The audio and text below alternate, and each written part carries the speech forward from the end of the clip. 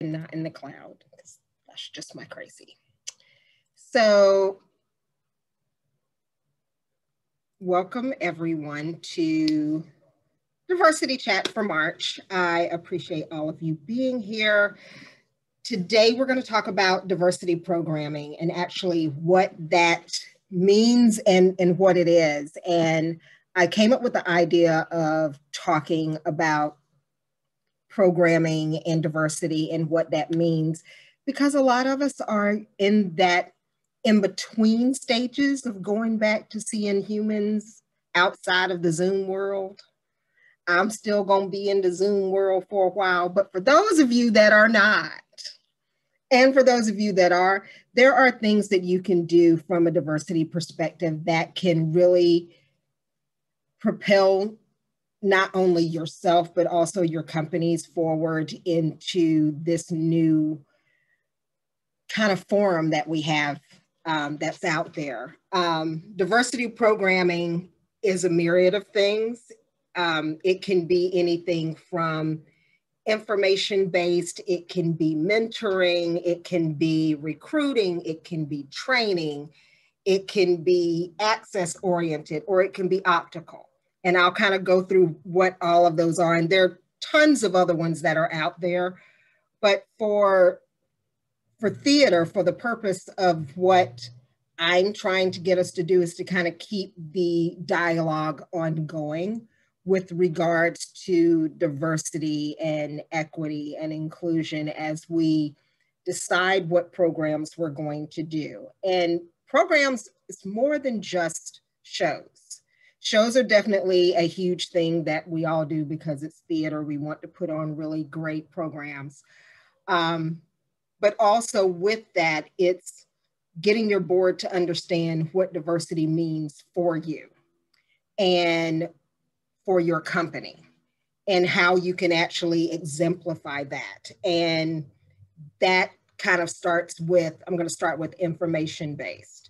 There are some companies that they've put out their diversity statement, they've put out their mission statement, they have their DEI cohort or their groups that are all outlined within their companies. And what they might choose to do with that particular information as far as their DEI committees is to come together and say, these are 3 things that we want to do for the year. One could be, we want to have a talk back session on just in the community about how we as a company can partner with other groups within the community in order to heighten the awareness about diversity. It can also be anything outward that a theater company could do as far as posting on their website. Here are the things that we're doing with regards to diversity, equity, and inclusion. And all of that, as you hear me explain it, it's all information-based. You're just putting out information with regards to, hey, this is what we're doing, and this is how we're doing it. So that would be what I would call the simplest and the easiest way, and the most non-confrontational thing that a theater company could do. Somewhat of a cop-out, but not really. As long as you're having the conversation, have the conversations. So that's one way that you could have some type of programming. It could also be, there's so many different things that one could do. There's one theater group out of North Carolina that is reposting lots of old videos that they have done with their theater companies over the years.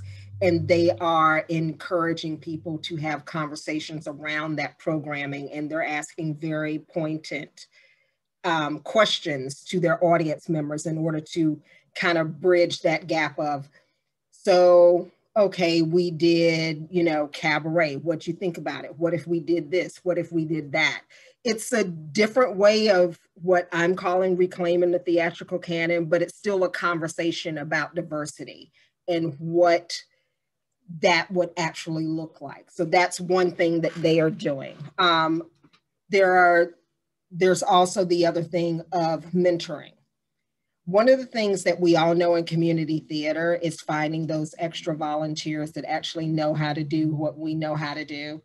And it's because we've all been doing it for so long that it's almost as if there's not that next person that we've trained next to us on how to do what it is that we do. And one way to actually use mentoring to increase your diversity is to actually find individuals that you can train to do the things that you do within your company, whether it's lighting, whether it's tech, whether it's directing, whether it's, choreographing. There are some theater groups that are actually looking for individuals that are, BIPOCs to become what they're calling mentees for these different roles that are out there.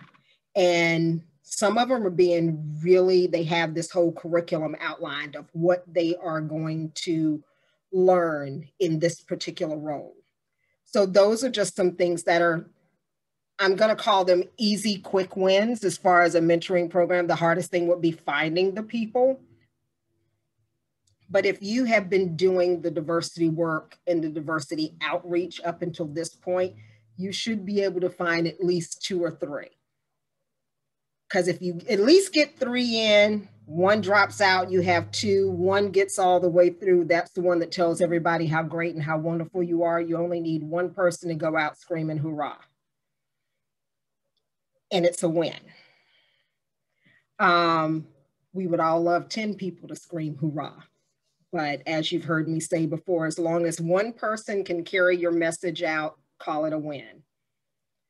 So mentoring is one of those things that is really good. And if you really set up a good mentoring program, it can actually increase representation if done correctly between 9 and 24% over a period of a couple of years, because you get people that they keep coming back because of the experience, because of the learning, and then they transfer that away. I do it with choreography a lot. Back in the day when I used to choreograph a lot of shows all at once, a lot of the times it was because I was so overbooked. Fix your face, TJ. That I was so overbooked with choreo and doing shows that I would actually mentor other people to choreograph them. I'm not a choreographer, I just dance. And I'm going, can you repeat what I just said? They were like, yes. I said, guess what? You're a choreographer. And that's kind of how it goes. Dance captains, all of those things. So there are really quick wins to mentoring that can really pay it forward for theater groups. Any questions before I go on to the other more boring observations that I have for diversity?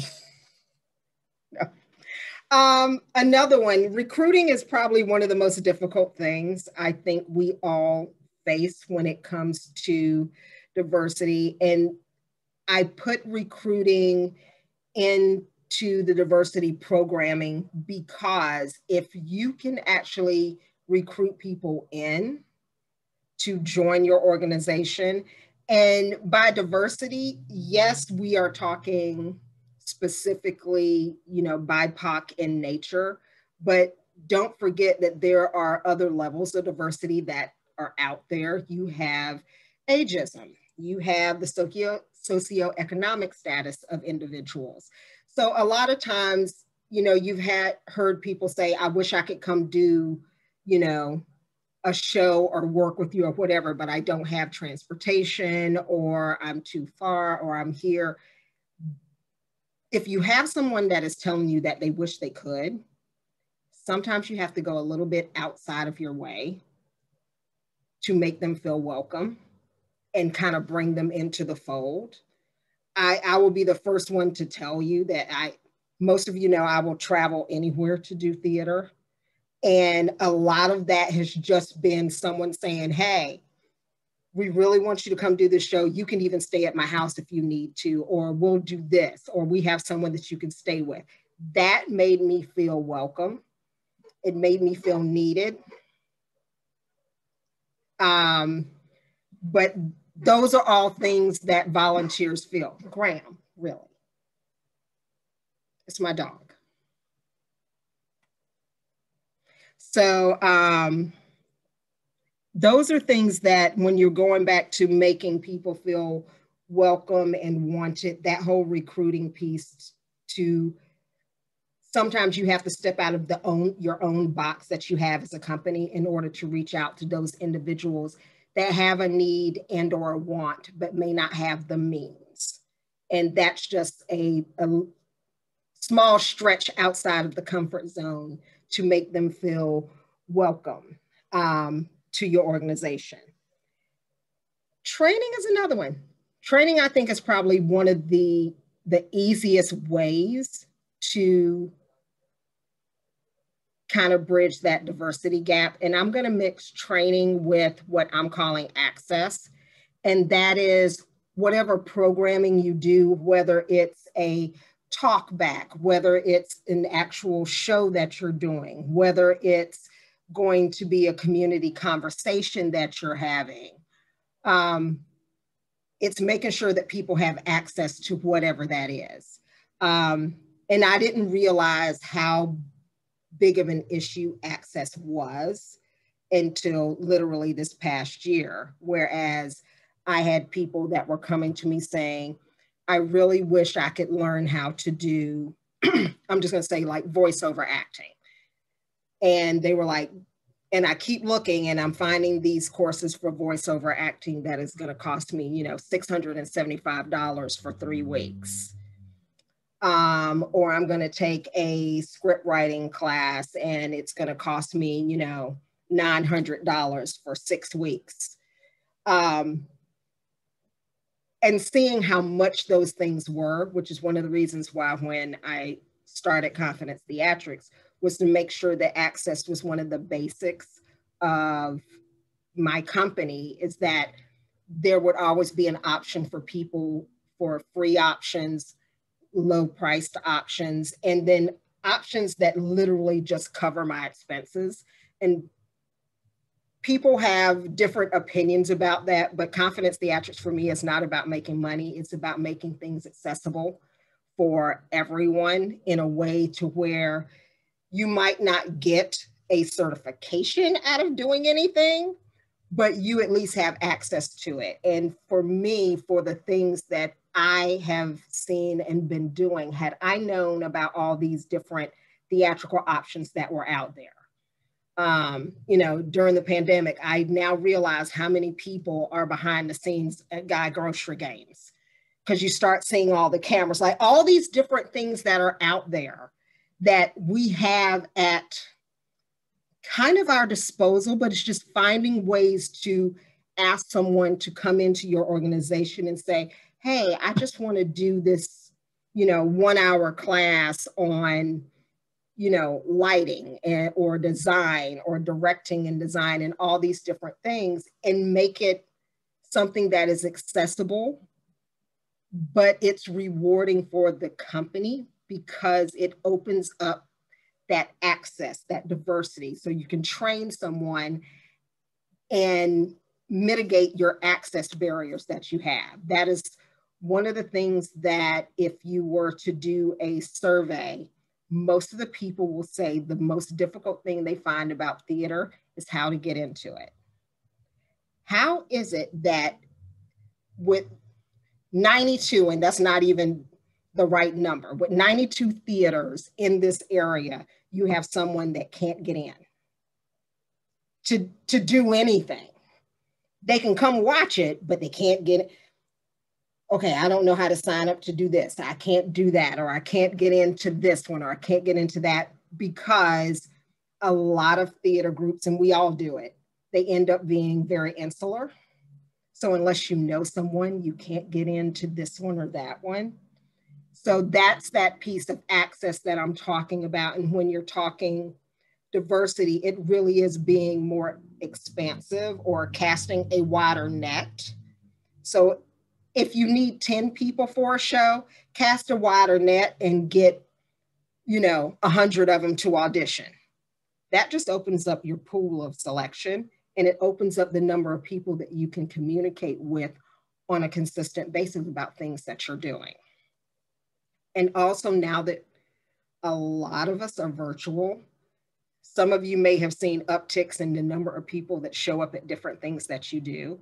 I always love it when, I'm holding an audition for something and someone says, "Oh, I'm in Wisconsin." And I'm going, "Why are you here?" Not that that's a bad thing, but it was like, why they were, I just keep looking for opportunities, and I saw this opportunity. And since it's online and virtual, it gives me an opportunity to do a show with you. So those are just things that you think it's hard, but it's really not. I know TJ can kind of speak to it somewhat a little bit, because we're doing Brooklyn, and the minute we put it out on Backstage, we were getting people from France auditioning. I think there was someone from France, and definitely people from California, and TJ froze that quick. He froze on purpose so he wouldn't have to talk, I bet you. But we had a lot of people from different areas. For the Greenbelt Radio Troupe, I have several people from the Midwest that are consistently auditioning to do different shows. And, they've even said, "Oh, it'd be really cool when, if I ever come to visit DC, then I'll definitely go by Greenbelt, because I'll have this and this and this." So it's understanding your reach that you can actually have, is where I'm going with the training and the access point of things. And now when we get into the optical part of theater, and that is primarily what I hear a lot when people are like, "Okay, so we want to be a diverse theater, so we're going to put on the Wiz." Thank you. But that's not where we're really going with this diversity thing. That is a great thing, but the reason why I'm calling that optical is, and I'm just going to say it bluntly, do not put on your Black show thinking that that is giving you diversity. Do not put on Miss Saigon thinking that is giving you diversity. That is more of an optical use, and you can do the optics, but I strongly suggest that you pair that optic type of diversity with something else, whether it's information based or whether it's mentoring, or even if it's just a discussion that you have. Yep, he came back. Even if that's the discussion that you're having, I know Greenbelt right now is working with Eleanor Roosevelt High School, and I probably said that wrong. Oh, I got it right? Okay. They have their youth group or their drama department there, and two young ladies are working with GAC in order to present a free series of plays. So they're all for youth, young people, free, no rights. They're called Free Plays by Idris Goodwin. I think I'm right. Wes, correct me if I'm wrong. I think it's Idris Goodwin. But they're free plays that you can do without rights, and they're short and they're for kids. But we're mentoring them on how to put together this production all virtually via Zoom. But the kids have also decided that they're going to do a talk back associated with it, because these plays are also about social change and social issues. And those are just real, not easy things, but those are what I'm going to call baseline things that you can do as far as your programming. And yes, Idris Goodwin, thank you. Thank you, Wes. He put it in the chat. And amazing short plays, 15 minutes, doesn't require a lot of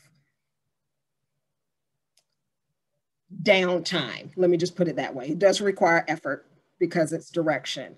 But with all the diversity programming that you can actually do out there, I think the biggest thing about it is just doing the work so that what you put out works for whatever your mission is. If your mission is, you know, for diversity, that we're just going to be inclusive and we're going to, you know, do plays and ensure that we have non-traditional casting, color conscious casting, please no colorblind casting, because we can all see color. It's there. Utilize it to the benefits that it exists within. But do the work of deciding that the shows that you are putting on are speaking to your diversity and how you want to be seen. I know one of the reasons why Silhouette Stages is doing Brooklyn right now is because it's a show that allows diverse casting, and it talks about a lot of different diverse issues. And those are things that, you know, as a company, they can really root themselves in and kind of bolster the show up as an example of, you know, as an example of diversity. I have talked way too much, and all of you look like you have something to say. So, how I go about doing that? I'm going to ask the question of, in the aspect of choosing diversity programming, what questions do you guys have about what that is, how you can do it? Like, ask me the specific questions and I can give you specific answers, or honestly tell you I don't know, because that will happen too.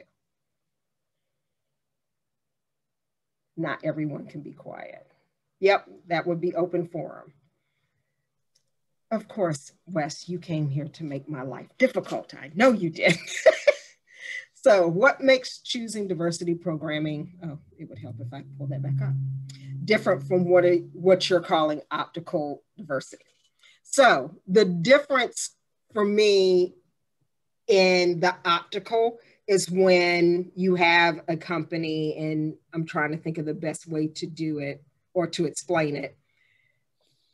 Your season is Sound of Music, do patent leather shoes really shine up? Let's just choose Dogfight, and then you're going to do Fences. Fences is optical.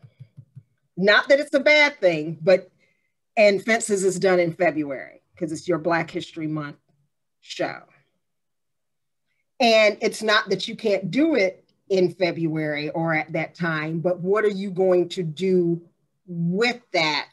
And what are you doing with your other shows? Because Sound of Music can have people that are of color in it. Do patent leather shoes, they can. And a lot of it is thinking outside of the box of the way that a lot of the shows that we're looking at were written.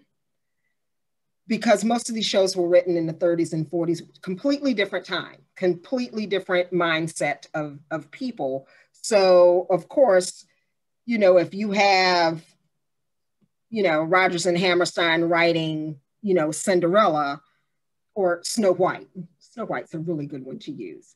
So if you have Snow White, 9 times out of 10, most people are looking at that as, okay, Snow White is white. I was Snow White as a child.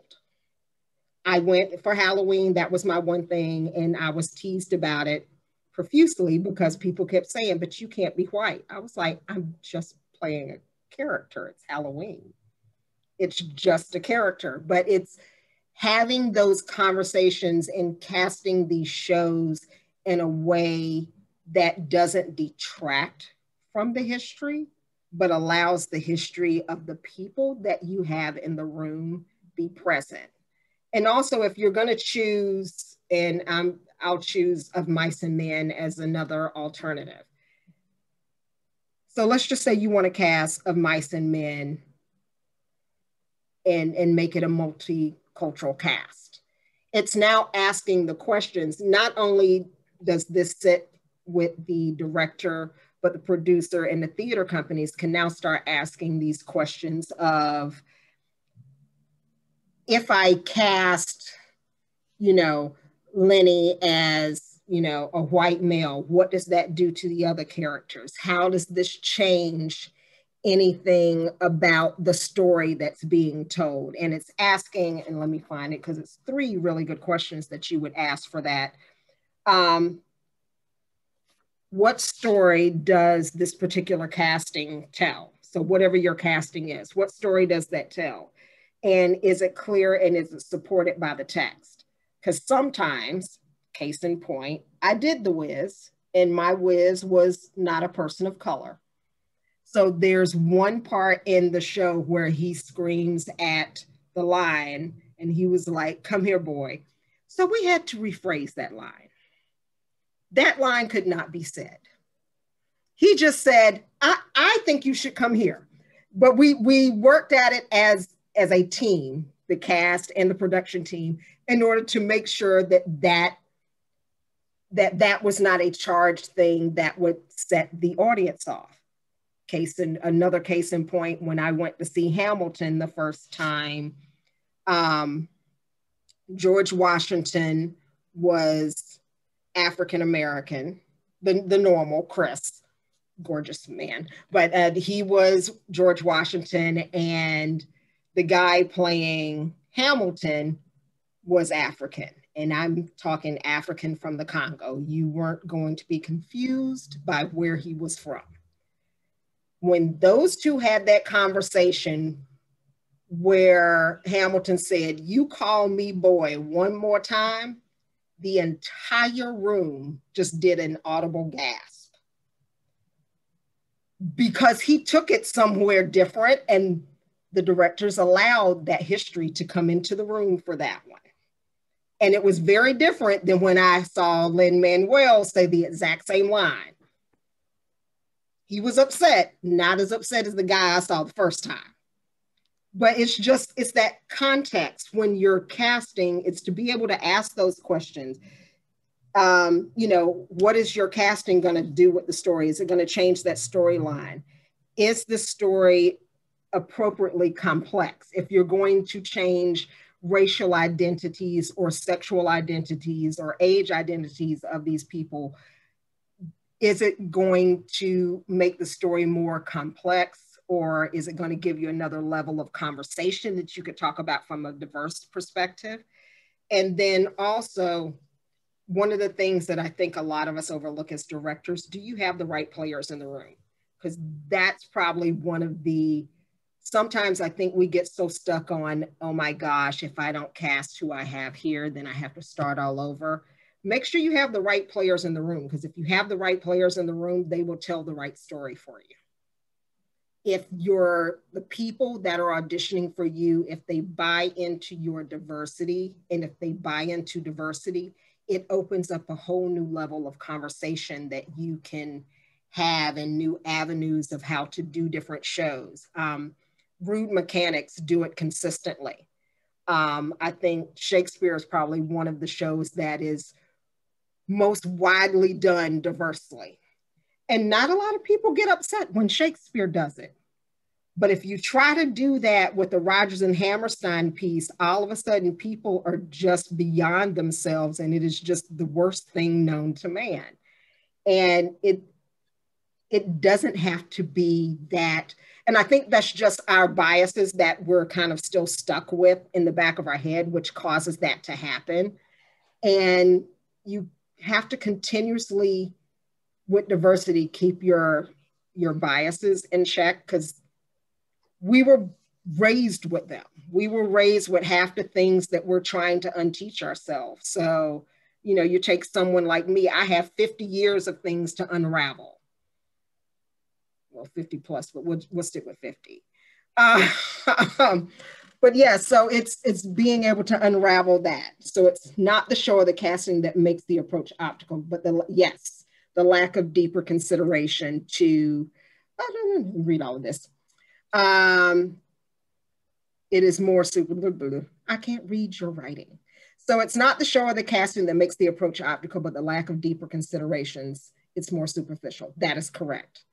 Yeah, any show that you do, if you're just going to put the show out there, I always go back to August on Stage because you can cast that any kind of way and it changes the context of the telling of that show if you allow all the history that you have in the room to kind of come in.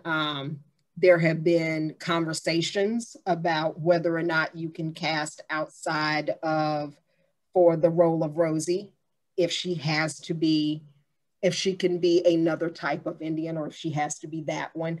It's all conversation piece. And I always go back to as long as you have an explanation for why you're doing things and you ask yourself those questions of,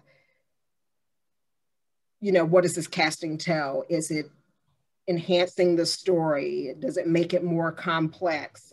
Do you have the right players? And in the handout, there's some specific other questions that you can actually ask that will help you kind of outline and make sure that you are doing the work to ensure that you are casting diversely and have backup information for all of that.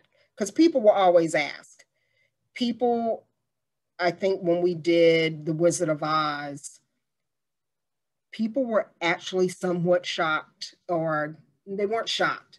There was a lot of conversation because our Tin Man was not a man and also was a person of color.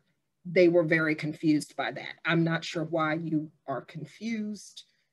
So, but again, you're dealing with people's biases.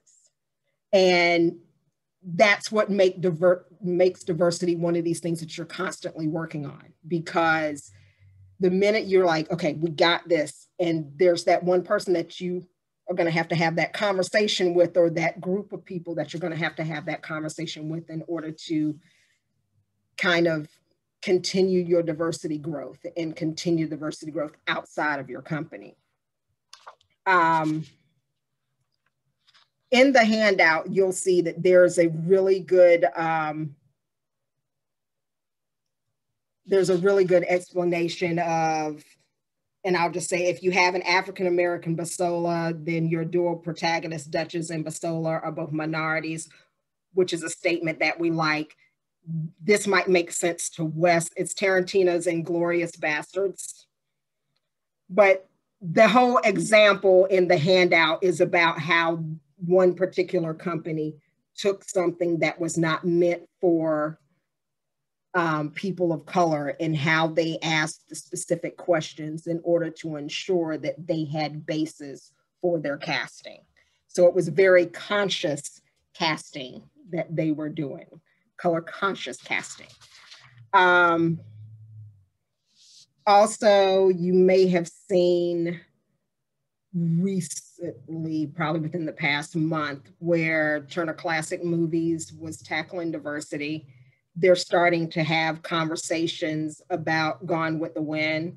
Lots of people are wanting to cancel Gone with the Wind just because of the racial overtures around it. And they were like, we're not going to cancel it. We're just going to discuss it. It's so much easier just for theater companies, and I think people in general, if you discuss this, if you start discussing the sensitive topics about diversity and programming choices and casting choices, if you start having those conversations, then people can have a better understanding of what they're being sensitive about. Not oversensitive, just you have to uncover the biases in order to discuss them and weed them out. But those are things, there's an article in the handout about how TCM is doing that. Also, I think it's Roundabout Theater. I think it's Roundabout. Roundabout Theater Company. They have actually completely pushed back their entire season to now they're showing old shows that are written by people of color that are rarely done, and they're having talkbacks around those shows. So this is when I start talking about diversity programming, those are just some of the small, tiny things. You can just do an open chat about Drowsy Chaperone. That's another one that someone, I can't remember, who is doing a chat about how can we, and oh, that's right, it's out in the Midwest. They are doing a community chat about casting Drowsy Chaperone. I would love to attend that chat just to be a fly on the wall to hear what's being said. But they decided to put the casting, and I'm not suggesting any of us do that, but they're putting the casting in the hands of their community to kind of come about and have a discussion about how can this be done? How can it be done differently? Yeah, I would love to be a fly on the wall for that one because it can go one of two ways, good or bad. I don't know the community, so I'm not sure which way that's leaning. But that's a precarious conversation to have. But yeah, I really think when it comes to diversity programming, it's really just what do you want to do as a company?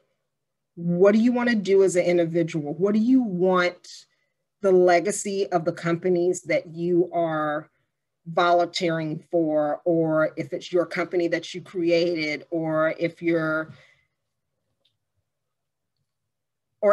even a patron of the arts, what do you want that company to look like from a diversity standpoint? And I'm going to ask somebody this question up front. So Danny, with, yes, you looking around. So Danny's a performer and she has a wealth of knowledge about her for a lot of different things. But Danny, if you had to go audition for a company, knowing what you know about diversity and how things have been, what would you be looking for in a company?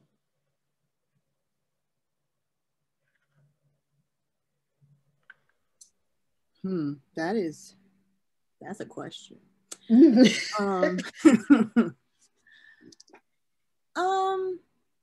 Well, me, the mindset is you can't, the worst thing that anyone can tell you is no. So me as a person, I'm gonna go try it anyways. Whether I want to stay with that company and do something with them, once I've walked into the room and seen who's there, I like seeing people who are volunteering for the company, a mixed array of different types of people, whether it be age, ethnicity, gender, all of the above. I don't know. One thing that always gets me excited when I fill out forms is when they have an extra box for genders. And just simply it's like, oh, okay, they're being aware that there are other people that don't fit in within their binary. And that I didn't even talk to a certain person. I just saw that on their paperwork.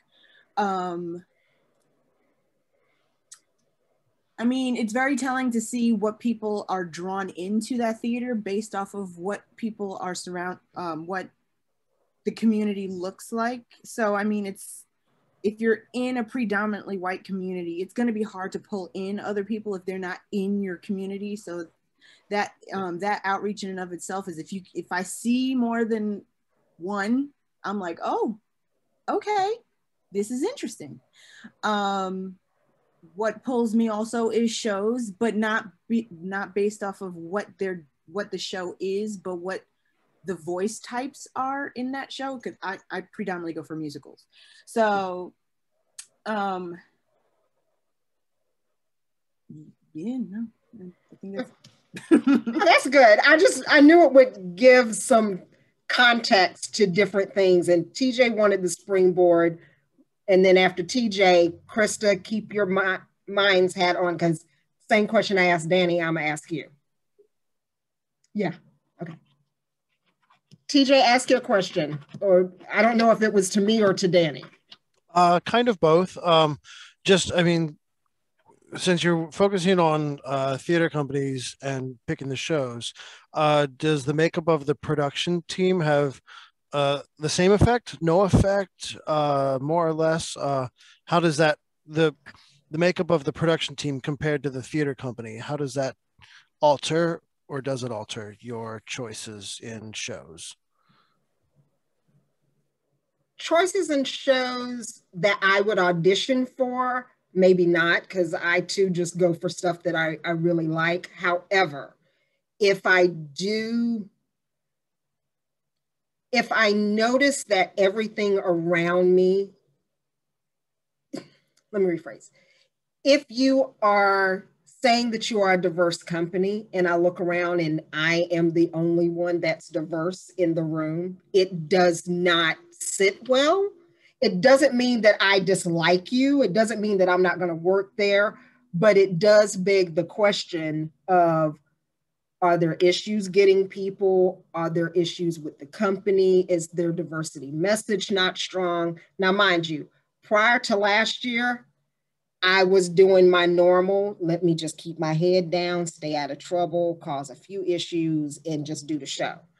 But yeah, once you realize that this diversity thing is something that you can actually sink your teeth in and do stuff with, it does cause you to be a little more aware of just the surroundings. It doesn't change anything for me. It just makes me acutely aware. And it could go either way. Yes, Danny. I saw your finger. I can say that I've had that specific thing happen to me before, where I auditioned for a company that was doing a show, and it was predominantly white show. It was a white show. And I auditioned just because I mean, it's good practice to audition. But when I left that room, I felt so uncomfortable. I was like, I'm never auditioning for this company again. But then I happened to audition for that company again later on because I was pulled in by someone in the production team who was of color. Sorry. I'm wearing it on my head. It was me. And also the show that I was like, it sets up for a more diverse interaction. So yeah, the production team really does help with whether or not I will continue to do the show with that company. Yeah. And that's just so going around Krista, I'm asking Krista because I pulled Krista into quite a few things and worked with her on quite a few things. So happily. But I mean, what are some of the things that you're looking for? Because now that we've all been in this, this new diversity awareness, are there things that you're looking for now if you're going to be working with a company or auditioning for them? So one thing that I look at, and this is me personally from my professional background also, I'm a teacher, kindergarten, very young level. I've been in PG County, I've been in Baltimore County, and many areas in those counties also. And I look at companies based on what are their resources, where do people travel from to get there? And my background and my professional training, like I've been doing theater longer than I've been teaching, but I think about like, well, why do people move to that school district? How far do people travel to this theater company? Why do people want to go back? Do people keep going back? What if I see like social media is a lot these days. Like, have I seen great things? Do I know friends that have worked there or performed in that with that company in that sense? So I look for and that also goes for like what not just who's gone there, but what kind of shows they've done. And I not as naively, but very naively say, I didn't always look at diversity because I haven't, my sheltered private school childhood never forced me to for a while. And I fully admit that's where I was. But thinking now, especially having gone through some of the professional experiences at work that I've gone through also, I want to look at, I've already had some ideas for mentoring based on what you've said that I'm really excited about that could pull some high schoolers in from the community getting community service hours, maybe, and things like that. My home company is Second Star in Bowie. So that also has a lot of potential in general with many high schools in a radius. But yeah, now look, I also, obviously I haven't gone to auditions in the past year. Well, yeah. Like walked into a room in person in the past year, like no one. But no, looking at professionally and with theater, when I walk into a room, how do people look? And not just nervous before an audition. Like, do people look comfortable? Like getting ready to introduce themselves to this room of people, whether they know them or not. That's what I try to gauge, like when a parent comes in for conferences. So I try to apply that, like, okay, now how do I feel on the other end of things? When I'm walking in, do I feel comfortable? How do these other people feel? So I try to also gauge comfort, and I know so many more things to be aware of that I try to remember to look for now that I'm more aware of things. So I try. Okay.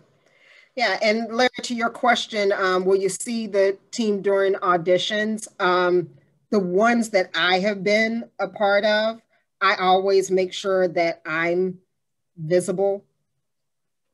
Well, usually if I'm the choreographer, you have no choice but to see me because you have to dance. But yeah, that is definitely something that I would say would be a good thing if you're having auditions, even if it's Zoom auditions or whatever, just to make sure that if there is diversity within your organization, that is something that's visible. And as weird as this sounds, but it's not really weird, make sure that it's diversity, not tokenism, because that tends to happen just by mere happenstance, not by choice sometimes. But if you only have the one person of color, whatever that, color may be, or if you only have the one, person that might be of a different gender bias basis, have that conversation with them about how they want to be seen. Because that also starts with that internal diversity that you have. Because I'm doing these reclaiming the theatrical canon talks, and I had someone that reached out to me and they said, I would be willing to give you a trans perspective to different things, but I don't want to take the spot from someone else. I was like, the spot is yours. I said, I don't mind if I have just one person in the conversation, if you're wanting to be a part of a conversation and bring a different perspective that I can't bring, because I can bring a female and a Black woman perspective. That's about all I got. I don't have the other ones. So bringing all those perspectives into conversations and discussions and just viewpoints about your pieces, I just think even if you do a piece and keep it the way that it's written, having a conversation around that, even, in your choosing it, having a conversation about, okay, if we were to do this, or if we were to do this, or I want to do of Mice and Men and have it this way. When I was doing August Osage, I wanted a complete African-American cast. That was my dream. I did not get that. I ended up with a completely every single couple was interracial, and I loved it. It was something I was like, okay, wow, these are conversations we're going to have, and they were really good conversation. Sure. Let's see. Bruce wants to ask the group some questions. Feel free. This is a free, open forum. Hi, and thank you for inviting us. Larry to my side here and Barbara down there. We're from Fells Point Corner Theater, and we're going through a rather large turmoil where we're looking into reevaluating many things about how we've operated over the years, and diversity plays a huge part in that. And we've done some diversity training outside of you guys, and we are putting together a season to hopefully start in September. And we've discussed diversity with our board as well as in our choices of shows. And all of that comes from within the small pool of membership which we currently have. So we're having issues with getting diversity on our board because we need diversity in our membership to draw from. And we are having issues with choosing plays that that have to do with diversity in our season because we're asking our membership to make suggestions for such things.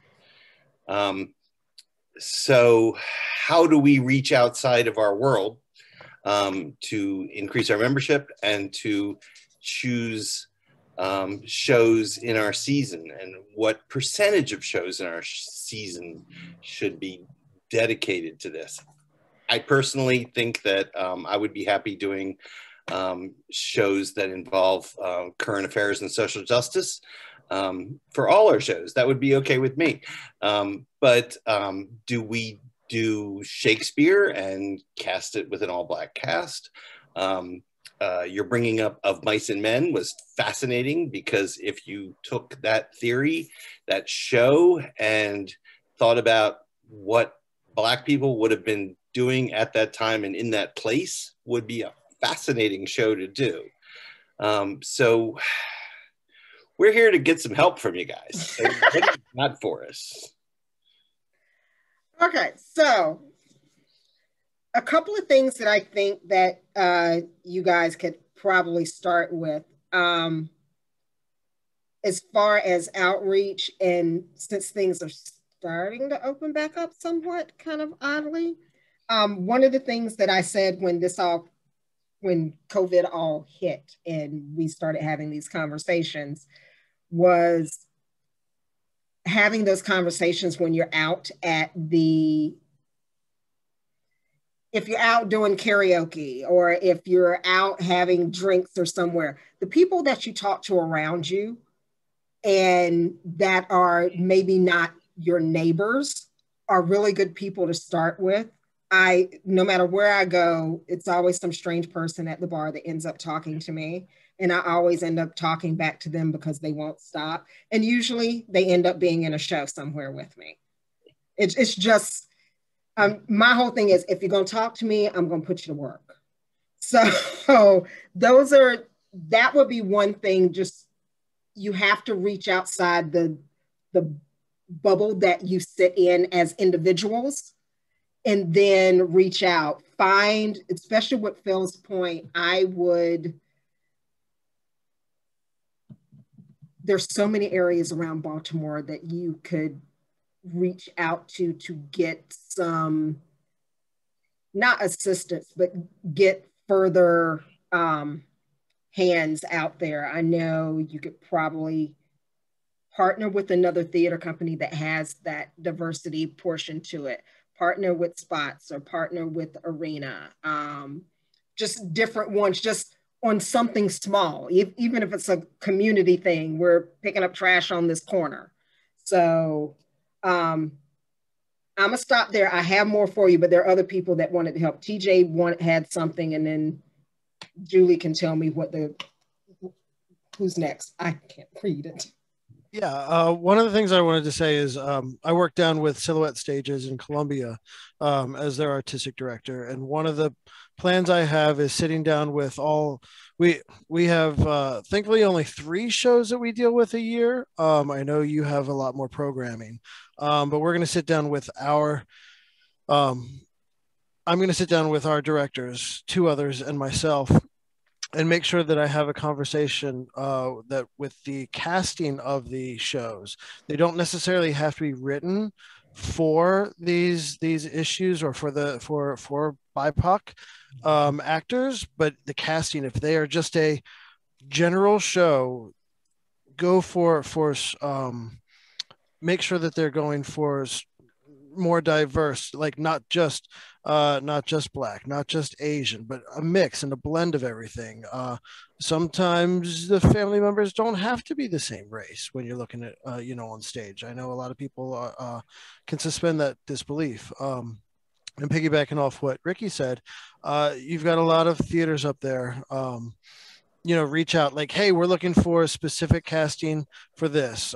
Reaching out to the small professional theaters. I know the Strand has good stuff. I've recently worked with them. It's reaching past your membership and going for the community of theater and theater professionals that I think that's what I tend to do is hit up the people I know in other shows and theaters and be like, hey, yo, I know you've got some good connections. You got some talent that you can send my way that would be great. And hopefully they like me enough to send stuff to me. So people to me. Yeah. Okay. Who was after TJ? Was it Krista? It's me. I'm Jem. It's you. So I also say, like, you need to understand your community.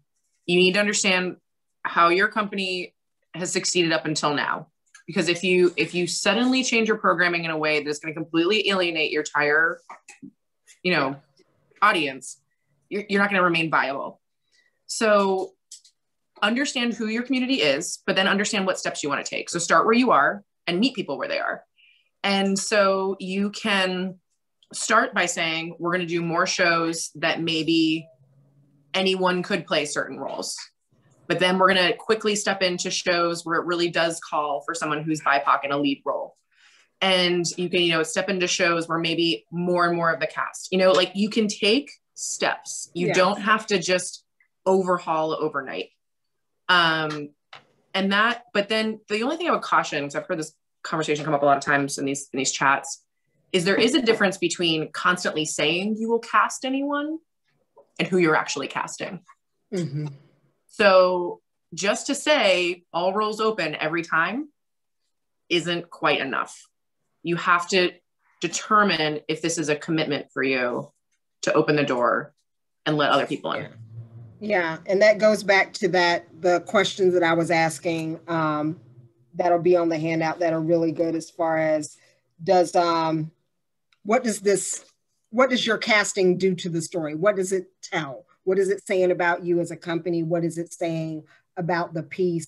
Those are just really good things to talk about just internally, so that when you are casting, you get the Danny that walks in the room and you're like, oh my gosh, she would be an amazing Othello. Well, what is that going to do for the rest of the cast? Doesn't mean that you can't cast her, but you now have to start thinking about, if I cast Danny and then I cast Emily, what does that do here? Like, those are just some things. Okay, I'll shut up. Who was next? Krista? Yes. A tiny note for you, Bruce, that something TJ and then Julie said that made me think of this first. One thing Second Star did is we brought on diversity liaisons as they were a couple friends of the company. One's a member who's done many shows with us, and they do this professionally also. And we went over our president and maybe vice president too. I wasn't on the board when this happened, so it might've been a whole board meeting. But they went through our philosophy, our mission, everything, and helped rephrase some things. And I was in the meeting with some results, and it seemed very helpful. And the way Julie was saying to rephrase some things seemed much more productive and open. So an idea to possibly bring to the board if you are open. And then my follow-up question to kind of what Bruce was asking is, half statement, half question. I'm kind of intrigued to see how, I know with Second Star, we've said like, we're just going to take things one show at a time, depending on numbers, cases, depending on how many people we can allow in the theater at a time in the beginning, whatever. But I'm intrigued on how because companies can also make their own guidelines for, at first, if they only want to accept vaccinated, depending on how many people come in a space or what. So I'm intrigued on show selection for how, because there are some areas that are more populated and have less access to vaccines right now. And that's not necessarily fair for when things start opening up. And once we start I'm hoping that that there'll be, you know, plethora of availability when places we can actually have more people in a room. Yeah. But and still, it's thoughts that, I don't know. Yeah, I think one of the things that every theater is really going to have to think about, and I think that might be in the April chat, is really whatever diversity that you're doing, kind of like what Julie was saying, finding a generic show that you can populate as needed is probably going to be the best way to start and have a conversation around the diversity of why you're doing something differently for these shows, and looking at smaller shows versus, you know, we need 32 on stage. I think it's just helpful in terms of a slow reopening. And again, just kind of gauging those particular different areas. But no, good. So sort of quickly address those. Yeah. We're looking at a season that would be starting on our regular cycle. So at the end of the summer. So God willing, and whatever you say, that a significant portion of the population will be vaccinated at that point. We could still do socially distanced in our audience. And I know there's other people starting shows as early as May that have to deal with this in a much different way than we're thinking about. Some of the shows that we've talked about in our discussions for a season, one of them involves fighting and wrestling. And we have to look at that as far as whether or not that's a COVID risk that far into the future. But I just watched Roundhouse is streaming A Boy and His Soul, which is a one actor piece that's really, really good. If you haven't seen it, I really enjoyed it. Center Stage is streaming a Black woman show, and I can't read the name of it offhand. Curls and something about hair and Black women. Yeah, that's Felicia Curry. Yes. Yep. So are we as a theater company shirking our responsibility if we don't choose a truly Black-centric piece somewhere in our season? You guys are talking about cross casting and colorblind casting, and I love that, and you could certainly use color to reimagine certain plays, but we're here to get your thoughts on a season. Yeah, here to pick your brain. You might need a one-on-one for that brain picking, which we can offer you. But yeah, I think really and I'm gonna say this and then we're gonna move to the next one, because I want to set up a one-on-one just for me and Phil's Corner to kind of talk through a lot of that stuff. Start with the shows that you want to do. Start with the shows that you want to do, and then for those shows that you want to do, ask, how could it be done differently? That would be an easy way to start with it. And as weird as it sounds, take the diversity out of it. What shows do you want to do? And then start saying, can I put XYZ in this one? What does that do to the story? And that way it's not, because also as a theater company, and I think Danny's next, as a theater company, if you start putting on stuff that you don't believe in, it's gonna read. It's just gonna be a show that has no meat, has no soul. It's just being done. And I've seen that happen. They were like, well, you know, that's our throwaway show. We can all tell what the throwaway show is.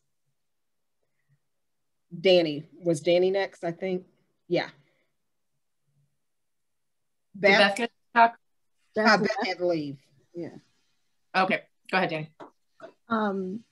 So just reminders that all shows that are written are not written in a vacuum. All these shows happen during things that are happening in the world.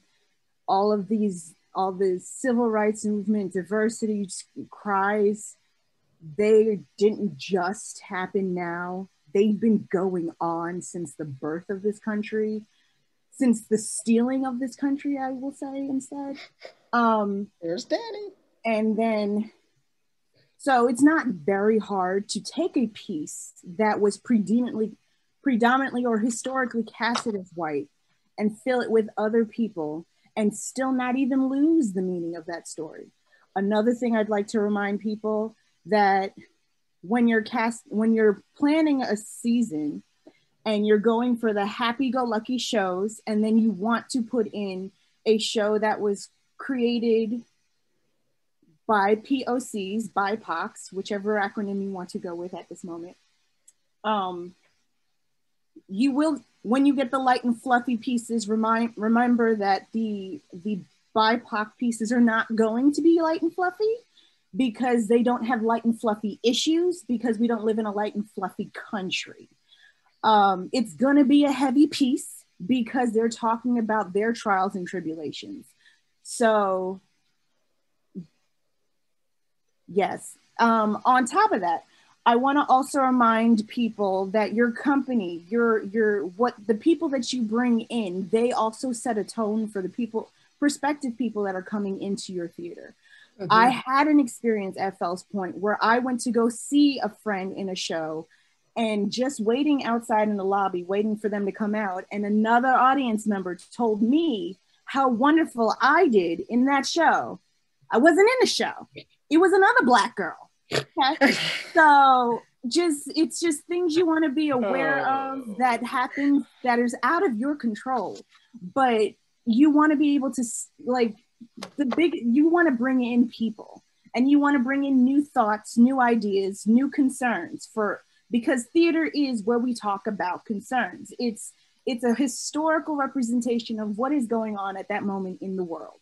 Yep. Or what is going on in that person's life at that moment. Theater is history. Theater is civil rights movement for all people, because it's civil doesn't just mean POC. Civil just means civil.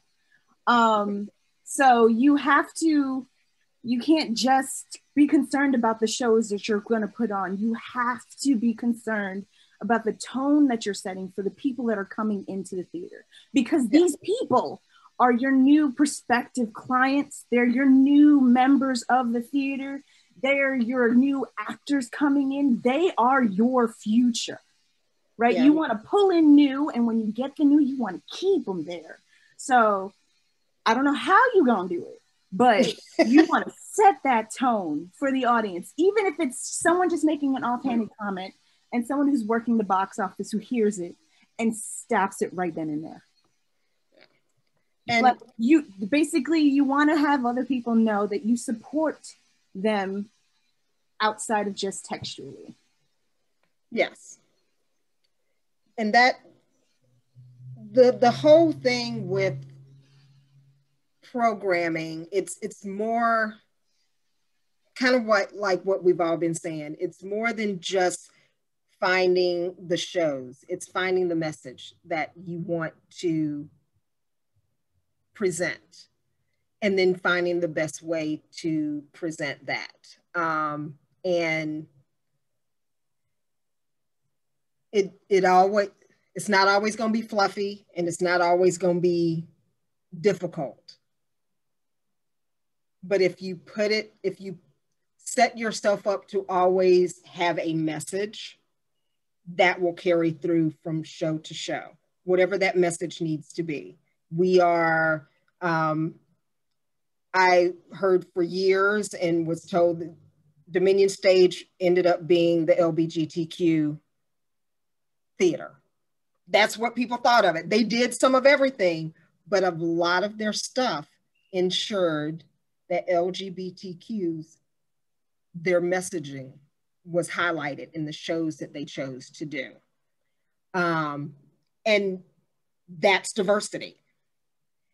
When I was at Tantalon, we would do tons of shows, but we would always be the one to jump out. We're going to do Color Purple. We're going to do this. It was also the area that we were in. We wanted to make sure that we spoke to the founders by doing, you know, Little Shop of Horrors. And then we wanted to speak to the community by doing Color Purple. So it was about messaging and what we did and what we chose. So choosing a show can come in many different ways, and figuring out what your programming can be outside of the show can come in many different ways. Because I really think, Bruce, you could take any show that you have and throw a talk back on it, and you'd be amazed the conversations that can come out of that that might propel your company into a completely different season the next time it comes around.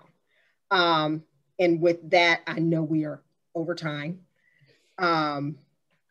Ricky, can I ask a quick question? I know sure we're over time. I know we're over time, but I think this is important. So yes. I just directed Until the Flood, which is about the Michael Brown. And what I wanted to ask the BIPOC actors in the room is, so several of my actors were like, I'm so glad we're doing this, but I'm so tired of doing plays about me dying. You know, like, I want to do plays where I don't have to die and I don't have to talk about me dying. So one question we asked during our talk back to just all of our BIPOC actors who attended the talk back was like, what shows do you want to be doing that aren't necessarily about that?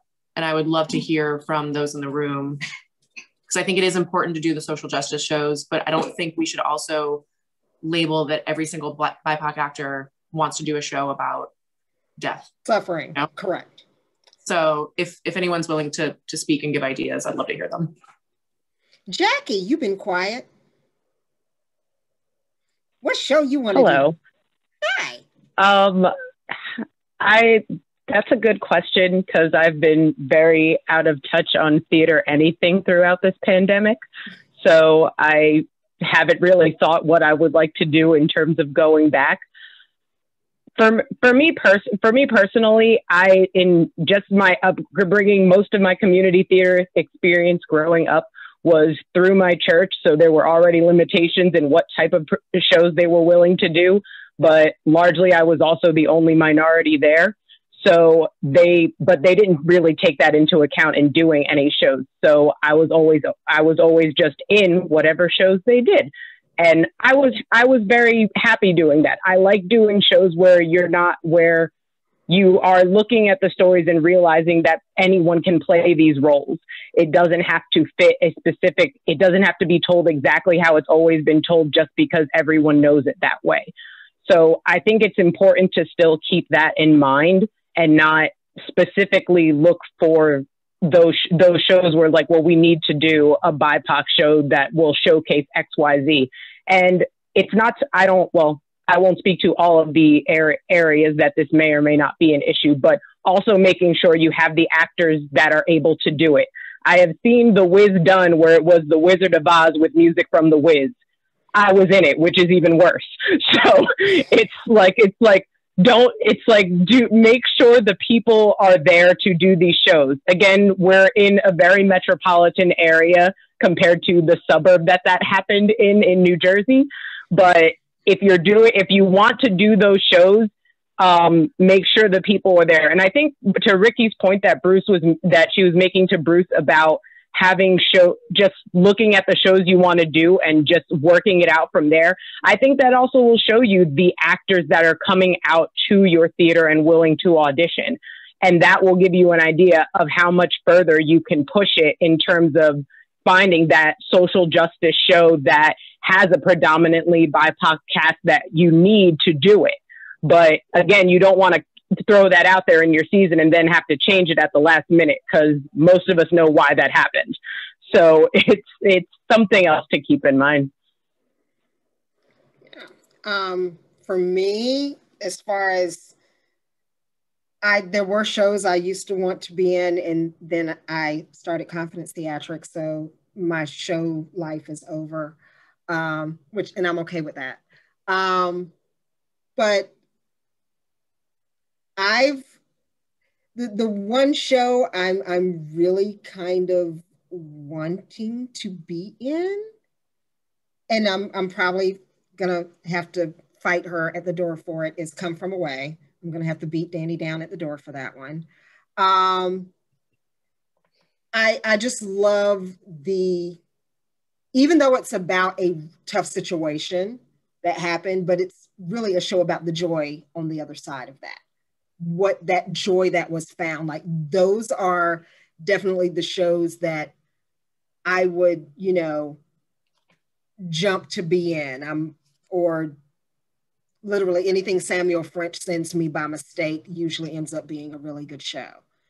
So if you order from them, they always throw something in extra. And I don't know who that person is in the room, but I love them because they always send me some really great, I didn't order this, oh my gosh, this is amazing.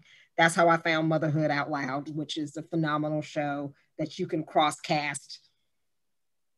Anybody, everybody, they're literally, you can just throw a rainbow up in the air and whatever falls down can be in that show, regardless of sex orientation, etc.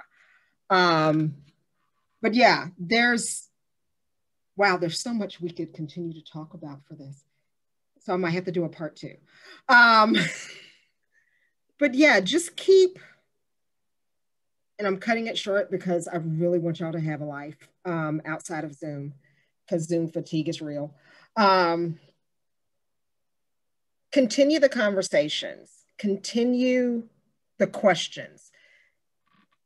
And this is going to sound weird, continue being confused.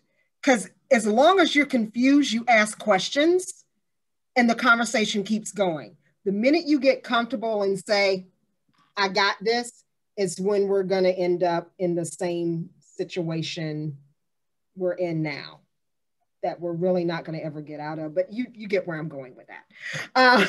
Just stay confused, stay asking questions. I agree with Julie. She was here the first time I said it. You have to meet people where they are. And some people aren't going to be where you are. So you might have to take a few steps to get to them, and just understand that if you only move an inch, that's an inch that you moved. Revel in that inch, because there are some people that aren't moving at all and they're stuck on 0. Take the inches, take the half an inch, whatever it is, take that movement on. And if anyone needs personal help, I'm here. It's kind of why I started Confidence Theatrics. So I can help you drill through what y'all are going through at Fells Point. I just did similar for Silver Spring Stage. So I'm here if you need me. So anything else? Does needing wise count as needing personal help? Yes. I was just going to ask, what is your email or the best way to contact you? Oh, best way to contact me. Julie, put that in there for everyone. But yeah, I can be found at, let's see, I think I can just type it in here so everyone can see. Because there are a couple of ways to get me. But my favorite one is, let me type it correctly.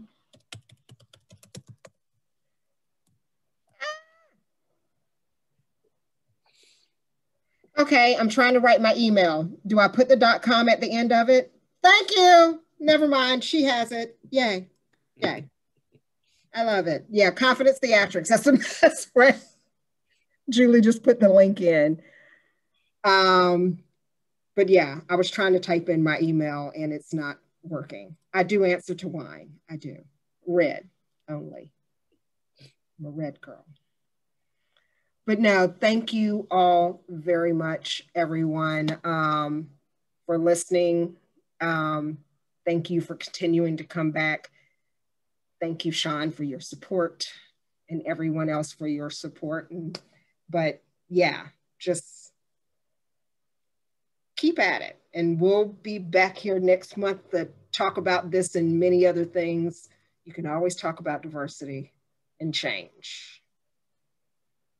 So thanks for having us. You are so welcome. Super.